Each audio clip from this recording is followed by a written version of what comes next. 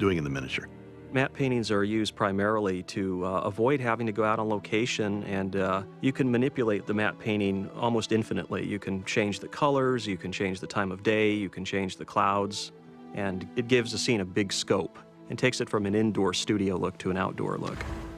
And then ultimately we're to digital composite the pieces, dropping in the digital matte painting, the digital enhancement necessary to make the scenes of Skull Island as visually stunning as Peter originally imagined them in his head. And hopefully our created Skull Island has some resemblance to the 1933 original Skull Island, because I like the idea that we have shot our movie on the same Skull Island locales as what the original film was shot on. The original ideas for the Skull Islanders were much more theatrical maybe than what we thankfully settled on. We thought at one stage maybe it was like the survivors of a Dutch trading ship, and they'd inbred on the island and become, you know, like deliverance people. We clothed them in a combination of very primitive native costuming ideas crossed with the clothing that was taken off the ship all those centuries earlier, such as ruffs around the neck, puffed out skirts and such like. So some pretty kooky ideas, but you do have to go there in the process of filtering down to the definitive design concepts that you use in a film.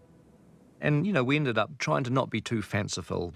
I mean, nothing is really made up in the way that they're portrayed. It wasn't based on any particular civilization, but it was a sort of a melting pot of different cultures and different ethnic groups around that area in the world, and we sort of did an amalgam. Dominique and I did a bunch of makeup tests, which we had a ball doing. Pete said, well, just try to come up with as many different kind of looks as possible. And so, you know, we did everything from appliances that would go through the nose where they actually punctured the cartilage to keloid scarring, and the keloid scarring is where they actually scar themselves, but the scars actually get quite raised. One of the most amazing things was one of the actors that came in for their face cast for us to do prosthetics on already had scarring on their face from their life back in their previous country. And to actually take a mould of a person that had heavy cutting into the forehead was really amazing and incredible to talk to this person.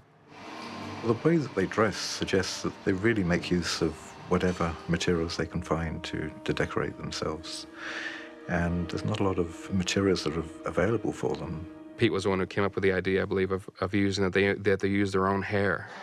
We've made a series of cloaks, and I've just finished doing this third cloak, and I've strung a series of imitation human teeth along the edges.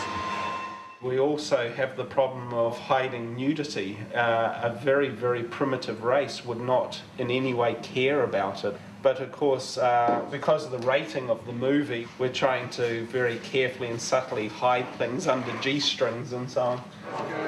I personally think it's a little bit too small. I think I need a bit more room. We wanted the people on Skull Island to basically be quite thin, because we imagined that, you know, they would be emaciated to some degree. But when you're in Wellington, New Zealand, it's hard to find that sort of person. So we had to get lots of different people from all over the world. We had Sudanese, we had Maori, we had Polynesian, Fijian, Cambodia, just all sorts of different people. I'd say that this group of extras logistically has probably been the